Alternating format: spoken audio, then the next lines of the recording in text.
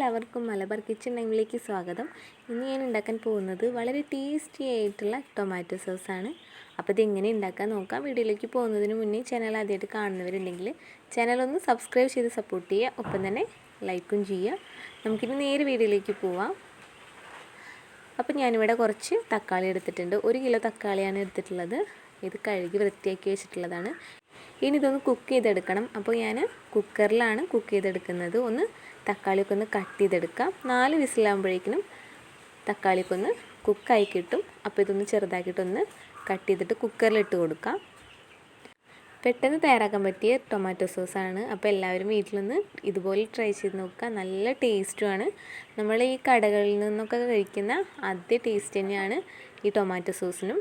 അപ്പോൾ എല്ലാവരും ഇതുപോലെ ഒന്ന് ട്രൈ ചെയ്ത് നോക്കുക. അപ്പോൾ ഇത് മുഴുവനും തക്കാളി കട്ട് ചെയ്തെടുക്കട്ടെ.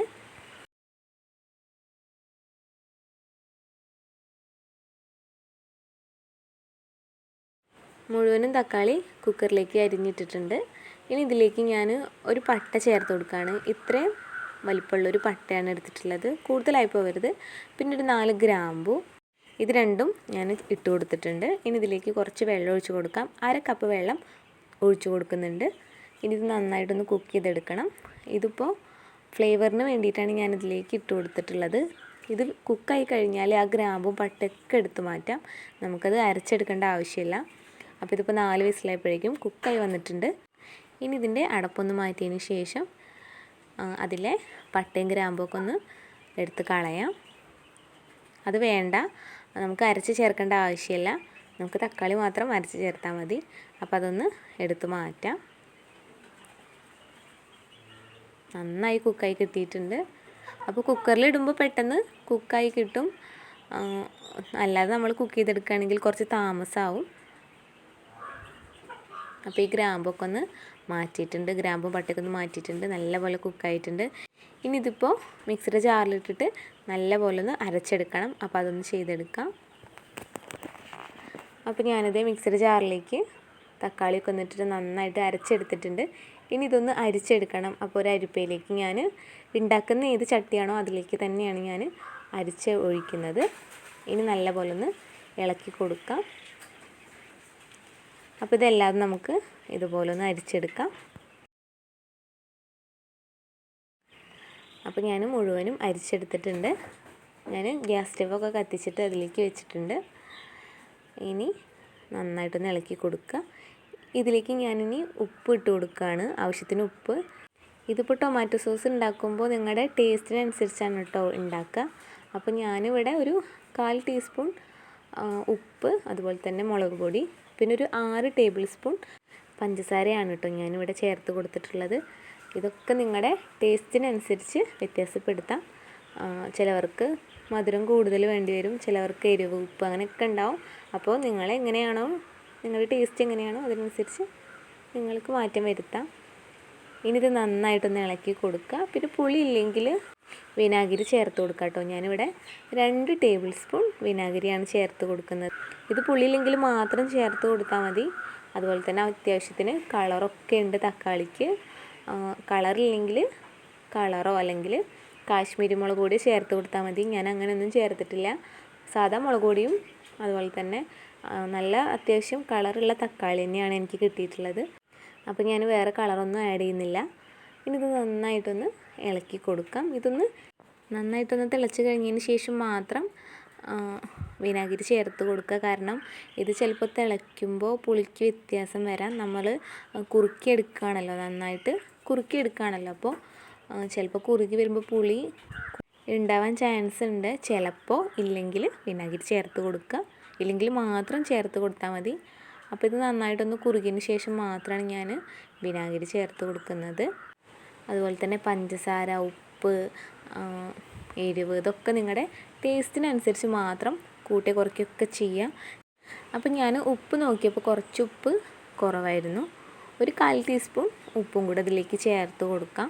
ഉപ്പില്ലാന്ന് തോന്നുകയാണെങ്കിൽ മാത്രം ചേർത്ത് കൊടുത്താൽ മതി. കാരണം ചിലവരുടെ ടേസ്റ്റിനനുസരിച്ച്, ഞാൻ നേരത്തെ പറഞ്ഞ പോലെ ചിലവരുടെ ടേസ്റ്റിനനുസരിച്ച് വ്യത്യാസം വരാം. അപ്പോൾ ഇനി ഇട്ട ഉപ്പ് കൂടുന്നു തോന്നുന്നുള്ളവർക്ക് ഈ ഒരു ഉപ്പിടൽ ഒഴിവാക്കാം കേട്ടോ. അപ്പോൾ ഞാൻ കുറച്ച് ഉപ്പിട്ടിട്ടുണ്ട്, ഉപ്പ് കുറവായിരുന്നു. ഇത് നന്നായിട്ടൊന്ന് ഇളക്കി കൊടുക്കാം.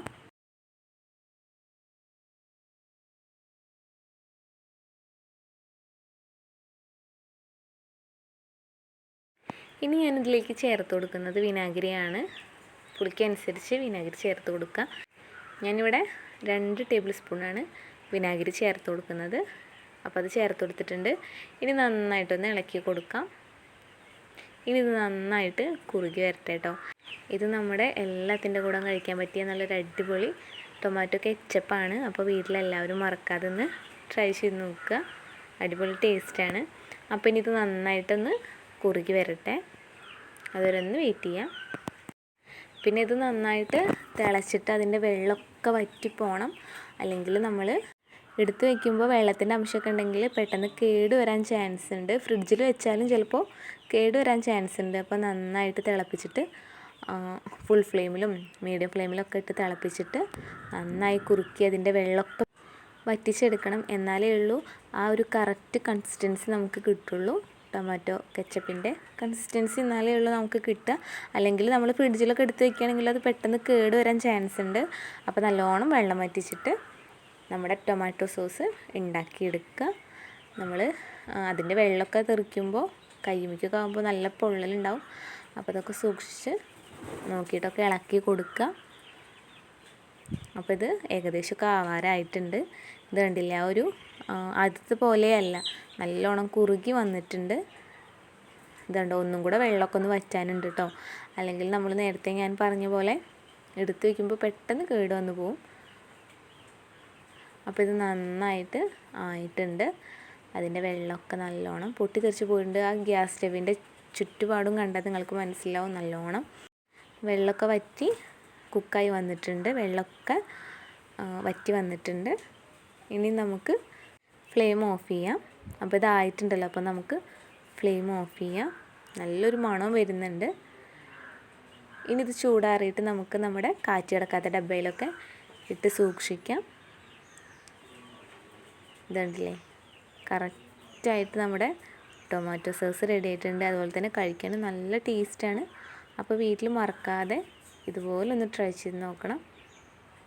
ഇതുണ്ടോ, ഞാൻ സ്പൂൺ വെച്ചിട്ടൊന്ന് കോരി ഒഴിച്ച് കാണിച്ചു തരാം. ആ ഒരു കറക്റ്റ് ആ ഒരു തിക്നെസ് നമുക്ക് കിട്ടിയിട്ടുണ്ട് ടൊമാറ്റോ സോസിൻ്റെ.